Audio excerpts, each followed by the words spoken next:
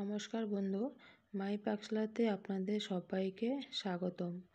আজ আমার রেসিপি হলো মিষ্টি কুমড়ার ডাঁটা দিয়ে মুসুরির ডালের বড়া করে রান্না করব।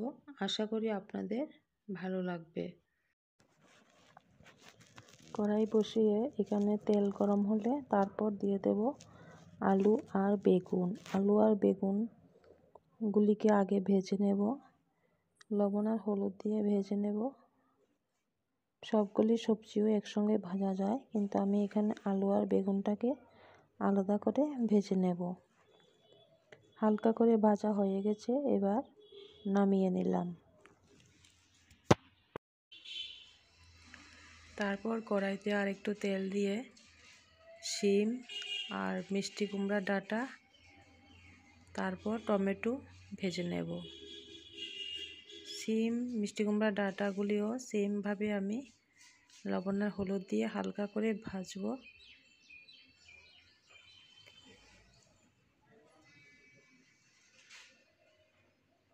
হালকা করে ভেজে তারপর নামিয়ে নেব। আশা করি আপনাদের এই রেসিপিটা ভালো লাগবে।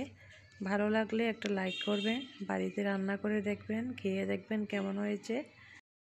মুসুরির ডাল আমি আগেই ভিজিয়ে নিয়েছিলাম, 1 ঘন্টার মতো ভিজিয়ে রেখেছি। এবার ভিজে ফুলে গেছে। এবার একটা মিক্সিং জারে পেস্ট করে নেব। তারপর লবণ আর হলুদ দিয়ে ছোটো করে বড়া করব। কড়াই বসিয়ে কড়াইতে তেল গরম হলে বড়াগুলি করে নেব। বড়াগুলি বেশি মচমচে করে ভাজবো না, এই পিঠ হলে আরেকবার উল্টে দেব, তারপর নামিয়ে নেব। বেশি ভাজা করে রান্না করলে খেতে ভালো লাগে না, শক্ত হয়ে যায়। এবার কড়াই বসিয়ে ফোড়ন দেব, একটি শুকনো লঙ্কা দেব, 5 ফোড়ন দেব, দিয়ে একটা মশলা পেস্ট করে রেখেছি।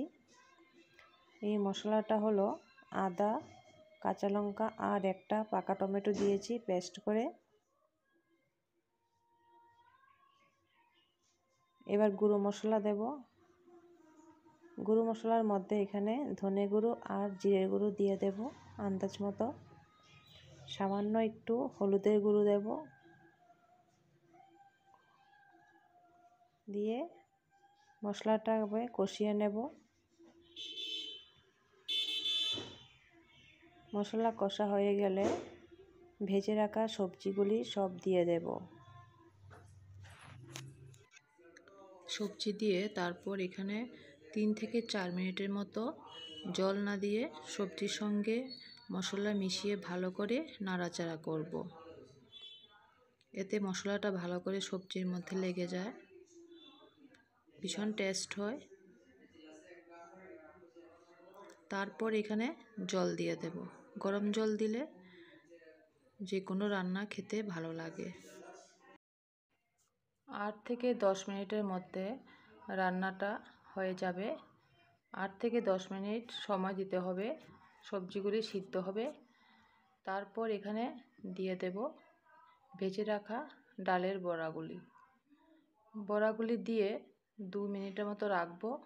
তারপর দিয়ে দেব ধনেপাতা। বেশিক্ষণ সময় রাখলে ডালের বড়াগুলি নরম হয়ে একদম মিশে যাবে, তার জন্য এখানে 2-3 মিনিটের মতো রাখলেই হবে। আশা করি আপনাদের এই রেসিপিটা ভালো লাগবে। ভালো লাগলে একটা লাইক করে দেবেন, আর আমার নতুন যারা আছেন আমার চ্যানেলটাকে সাবস্ক্রাইব করে দেবেন। ধন্যবাদ সবাইকে আমার ভিডিওটি দেখার জন্য। ভালো থাকবেন, সুস্থ থাকবেন, সবাইকে অসংখ্য ধন্যবাদ।